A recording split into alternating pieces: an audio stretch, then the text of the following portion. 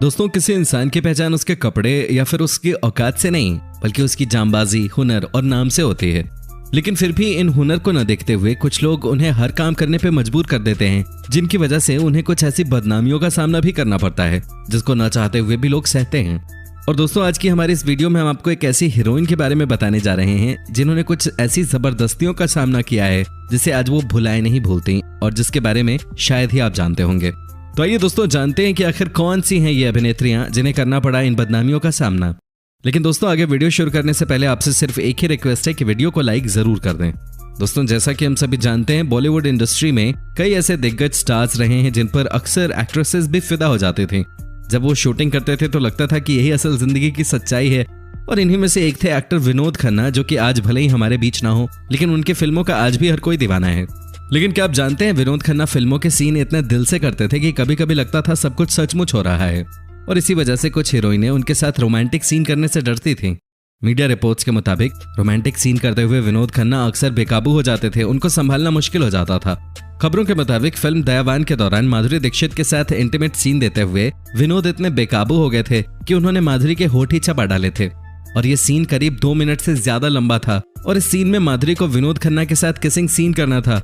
और सीन करने से पहले ही माधुरी डरी हुई थी। और जब सीन शूट होना शुरू हुआ तो कई रीटेक लिए गए, जिसकी वजह से माधुरी दीक्षित को अच्छा महसूस नहीं हो रहा था, क्योंकि सीन की शूटिंग के दौरान ही उनको विनोद खन्ना की नीयत में खोट नजर आ गई थी और वो शूट एक बार में ही खत्म करना चाहती थी।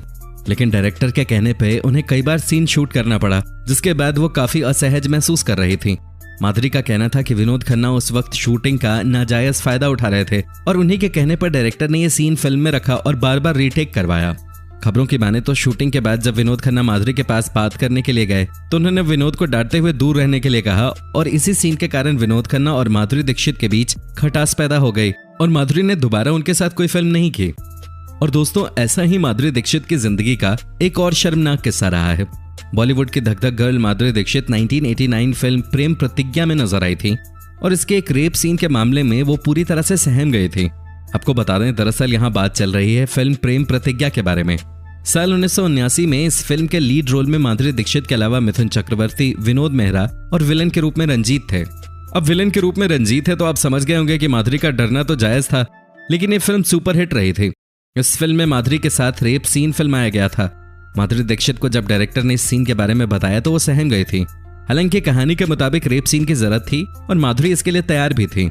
वैसे रंजीत की छवि एक खूंखार विलेन की थी और माधुरी समझ नहीं पा रही थी कि कैसे होगा ये सीन। और जब सीन शूट होना शुरू हुआ तो माधुरी दीक्षित डरी हुई थी और उन्होंने विलेन रंजीत को ये कहकर अलग कर दिया था कि मुझे हाथ भी मत लगाना।